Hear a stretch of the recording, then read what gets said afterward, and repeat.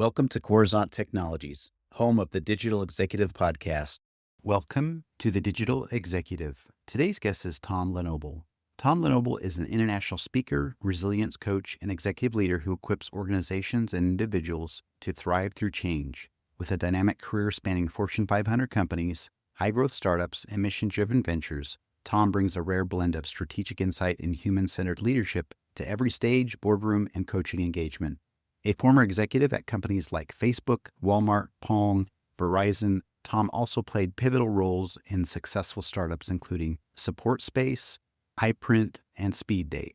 Tom's commitment to impact extends beyond the workplace. He is deeply engaged in philanthropic efforts that support underserved communities, women, youth, and education. His own journey through life-threatening illness and personal loss has made him a powerful advocate for resilience, presence, and purpose. His life and work are a testament to the mantra he lives by, I am still here. Well, good afternoon, Tom. Welcome to the show. Hello, Brian. It's great to be with you. Absolutely, my friend. I appreciate it. And really making the time. Normally, I know you're on the West Coast, but today you're in Maui, out in Hawaii, and I'm here in Kansas City. Boring and hot here. So I just appreciate you making the time. Tom, if I could, let's jump into your first question. You've worked across Fortune 500s, startups, and mission-driven ventures. What common thread do you see when it comes to leadership in times of change?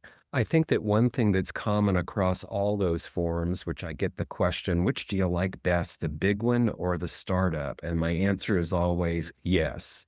It still involves people. It still involves some of the things that we have to do, working with one another. The challenges are not that different. They may be on a different scale. So the common thing I see is people and how people work together and how we come together to either build something or maintain something or even create something new.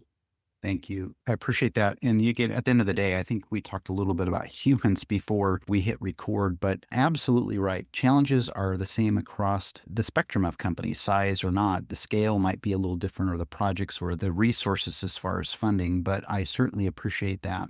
Tom, tell us about the riskability factor that's trademarked. What inspired its creation, and how can leaders apply it in uncertain or high stakes environments?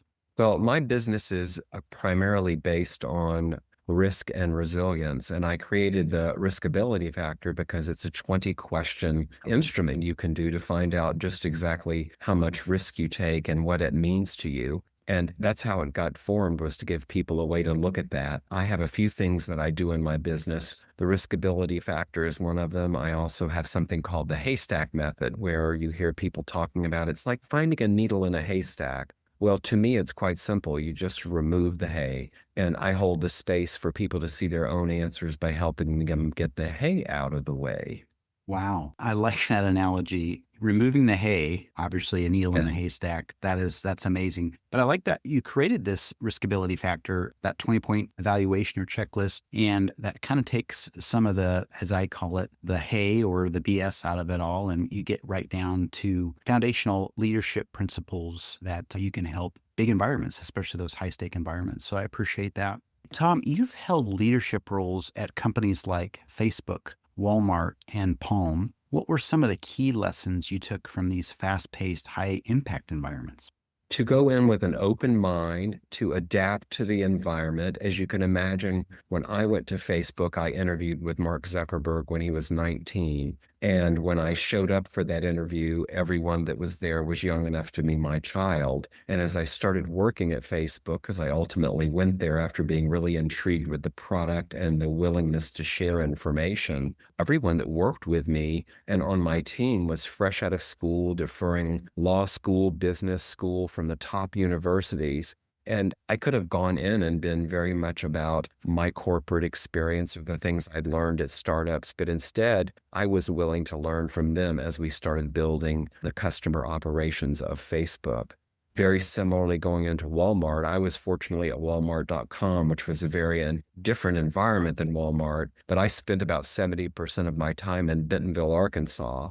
Two worlds that could have collided. And once again, I realized we're all people, and bridging that and being willing to learn and teach and share was what brought the success. And at Palm, I was responsible for global service operations, traveling around the world and working in other countries as we worked on our service offering and through the trio, if any one of your viewers remembers that at that time. And even the challenge there of other cultures and how you respect them and look at them and have an open mind that your culture may not be the only or the best, and to respect what you see and what you're working on. So I bring it all back down to people, respecting others' ideas, being able to share yours, and an awareness of an open mind and being willing to learn.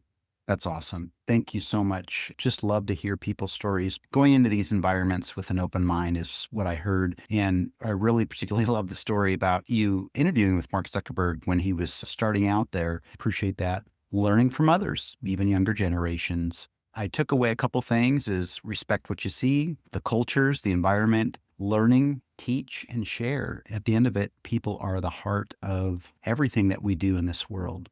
Tom, the last question of the day I have for you, you often speak on purpose-driven leadership. In your view, how can today's leaders reconnect with their purpose amidst relentless change and noise? I'll give you a great example of somebody I'm working with. And this CEO came to me and was sharing with me how he has done everything in his organization to build an open environment where people could talk to each other, and then shared with me that, but no one ever comes to see me in my office. And the more we talked, the more I learned. I looked at him and I said, this is very, very simple. Have you ever thought about getting out of your office? You're the CEO, you have a title, it's very intimidating to people. You're creating an environment, but you're not participating in it. So I think that I use that example to share with you how important it is for us to remember in the fast-driven pace today and all the things that are going on in our world, that people still identify with people, and being human and meeting people where they are is how you can build and grow and make people respect you and understand what your leadership is about. And then you add into that a little listening.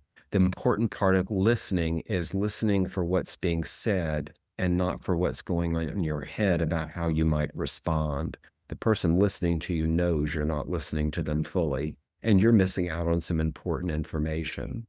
So I think this idea of not only being visible and interacting, being human, but being willing to listen to others. Awesome. Thank you. And I highlight a few things. I like the story about the CEO really trying to, make it in an open environment, make it where it's approachable. Maybe he left his door open, but until he, as you said, get out of your office and start meeting with folks, people aren't just going to come to you. You've got to meet them at least halfway. People still need people in that connection. And listening, of course, as you probably heard this throughout life, is God gave us 2 ears and 1 mouth. And I totally agree with the listening factor as you make human connections. So thank you so much. Tom, it was such a pleasure having you on today, and I look forward to speaking with you real soon. Thank you, Brian. I enjoy being here, and I appreciate you having me. Bye for now.